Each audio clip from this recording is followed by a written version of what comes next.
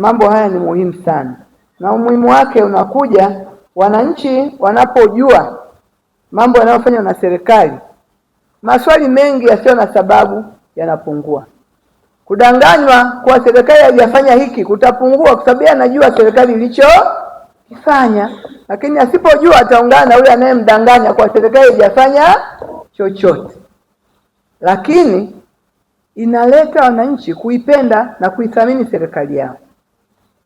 Na katika vitu tunatakiwa tumtendee haki Mheshimiwa Dr. Samia Suluhu Hassan, kwa kweli kwa kazi kubwa iliyofanya kwetu sisi Dodoma, wananchi wanatakiwa wajue aliyofanya na wayaimbe ikiwezekana. Kwa sababu sisi tukienda kuhesabu, tulikuwa tunasema mwaka jana, nafikiri tumezidi, yani fedha na miradi tumeongoza kwa kupata miradi mingi, hasa jiji la Dodoma.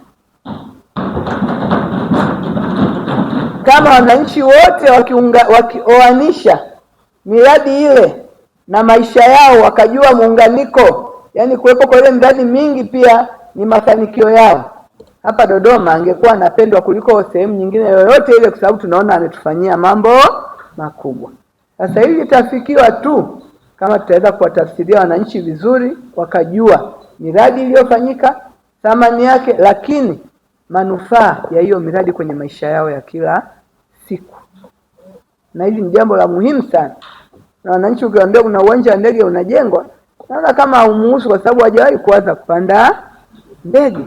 Sasa mwambie uhusiano wa uwanja wa ndege na yeye ukoje. Hata kama hawezi kupanda, atauza vitu, ataona wageni watakuja kununua vitu vyake na vitu vingine, apate muunganiko ule.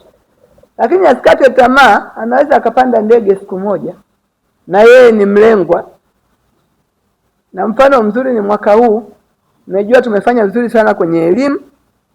Waheshimiwa madiwani waliokuweko siku ya tathmini ya kikao cha wadau wa elimu waliona Dodoma sasa imepanda, imeshika nafasi ya pili kitaifa kutoka huko tulikokuwa.